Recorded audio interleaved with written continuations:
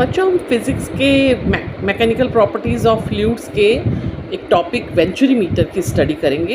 Actually तो ये venturi meter जो है ये वेंचुरी इफ़ेक्ट पे बेस्ड है, पर इसमें भी बर्नौली थ्योरम का यूज़ होता है। वेंचुरी इफ़ेक्ट क्या होता है? वेंचुरी इफ़ेक्ट ये होता है कि जब भी कोई फ्लूइड किसी कंस्ट्रक्टिव एरिया से गुजरता है ना, तो उसका प्रेशर ड्रॉप हो जाता है। अब बच्चों आपको इस बात पे विश्वास नहीं हो रहा होगा जो मैं बोल रही हूँ। जैसे एक ये ट्यूब है या पाइप है जो बीच में से उसमें कंस्ट्रक्शन है और दोनों तरफ उसके वाइडर एरिया है, तो आपको ऐसा लगता होगा कि जो वाइडर एरिया है वहाँ पे वेंचुरी इफेक्ट ये बोलता है कि वाइडर एरिया में जो है प्रेशर ज़्यादा होता है फ्लूइड का, और ये जो कंस्ट्रक्टेड एरिया है ना इसमें प्रेशर ड्रॉप हो जाता है, रिड्यूस हो जाता है।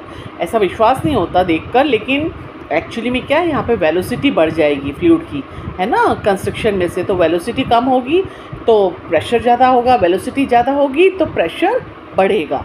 तो यहाँ पे वेंचुरी इफेक्ट का यूज़ होता है इस वेंचुरी मीटर में।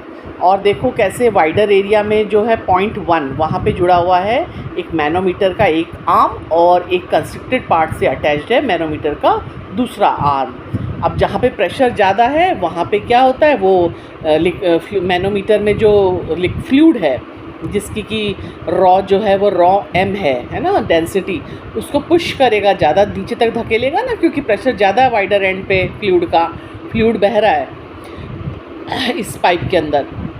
और जो वाइडर एरिया है उसका जो एरिया है वो कैपिटल A है, और कंस्ट्रक्टेड एरिया का एरिया जो है वो स्मॉल a है। और इन दोनों जो मैनोमीटर की आर्म्स में जो फ्लूइड में लेवल में डिफरेंस है वो h के बराबर है। अब मैं आपको बताती हूँ कि वेंचुरी मीटर आखिर है क्या। The venturimeter is a device to measure the flow speed of incompressible fluid। ठीक है, ये तो पता लग गया आपको, फ्लो स्पीड या वेलोसिटी मेजर करने के काम आता है ये। It consist of a tube with a broad diameter and a small construction at the middle as shown in figure. A manometer in the form of a U tube is also attached to it with one arm at the broad neck point of the tube and the other at constriction as shown in the figure. The manometer contains a liquid of density rho m. The speed v1 of the liquid flowing through the tube at the broad neck area A is to be measured from equation of continuity. क्या होती है equation of continuity? v1 a1 is equal to v2 a2। ठीक है ना, ये constant होता है इनका प्रोडक्ट। तो जो v1 है जो कि वाइडर एरिया में फ्लूइड का वेलोसिटी है वो हम मेज़र करेंगे। देखते हैं कैसे मेज़र करते हैं। The speed at the construction becomes v2 is equal to capital A upon A v1। लिख सकते हो ना ऐसा। अब then using Bernoulli's equation for h1, अच्छा h1 तो h2 के बराबर है ना, क्योंकि ये हॉरिजॉन्टल एरिया जो है उसका है, हॉरिजॉन्टल जो प्लेन है वो सेम ही प्लेन पे रखा हुआ है। ये देखो ये है इक्वेशन ऑफ कंटिन्यूटी। फिर हमने v2 की वैल्यू निकाली a अपॉन a v1, ये नंबर 1 है, इसको हम पुट करेंगे। अब ये है Bernoulli theorem, p1 plus half rho v1 का square plus rho gh is equal to p2 plus half rho v2 का स्क्वायर प्लस रॉ gh। तो इसमें से रॉ gh तो क्या है कि हम नेगलेक्ट कर देते हैं क्योंकि h दोनों तरफ बराबर है ना। अब हमारे पास सिर्फ क्या रह गया, ये 4 टर्म्स रह गई। तो हम क्या करते हैं, इसको हम निकाल दिया हमने रॉ gh को दोनों साइड से। अब हम बच्चों p2 को इस साइड ले आते हैं और हाफ रॉ v1 का स्क्वायर को दूसरी साइड ले जाते हैं। ये देखो, तो ये नेगेटिव में हो गया, p1 माइनस p2 यानी difference of both the pressures at constructed area and the wider and.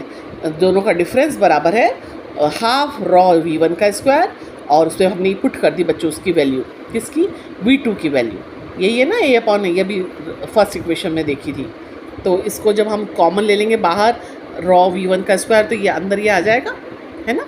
तो p1 माइनस p2 कितना हो गया, अच्छा p1 माइनस p2 जो है ना डिफरेंस ऑफ प्रेशर, ये आपने मैनोमीटर से मेज़र किया तो किसके बराबर है, रॉ m, जो कि क्या है, density of the liquid in the manometer, g जो है एक्सेलरेशन ड्यू टू ग्रेविटी है, और h जो हमने देखी थी ना मैनोमीटर में हाइट 1/2 रॉ v1 का स्क्वायर, और ये a/a का स्क्वायर माइनस 1।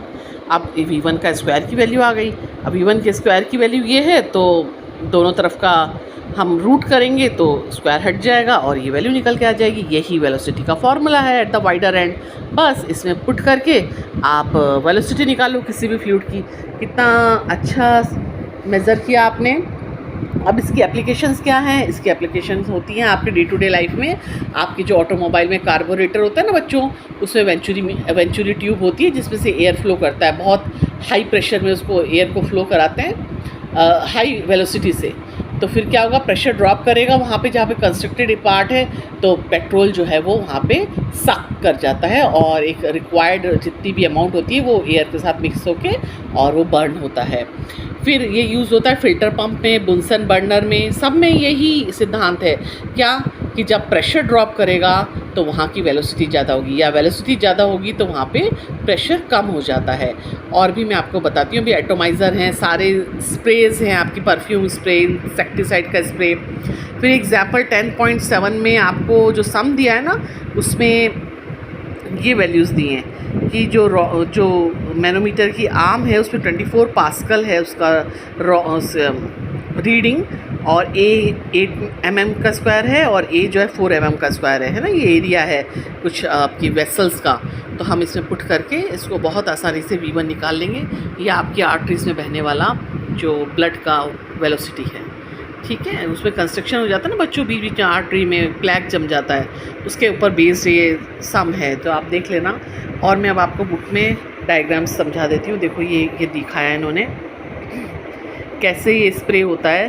क्या किया आपने, जब एयर को बहुत वेलोसिटी के साथ पुश किया ना इसके अंदर, तो वेलोसिटी बढ़ेगी तो प्रेशर कम हो जाएगा। प्रेशर कम होगा तो उसकी जगह को लेने के लिए कौन आएगा, लिक्विड इस में से बाहर आएगा और स्प्रे की फॉर्म में बाहर निकलेगा। यही वेंचुरीमीटर का प्रिंसिपल और उसकी एप्लीकेशंस हैं। ओके।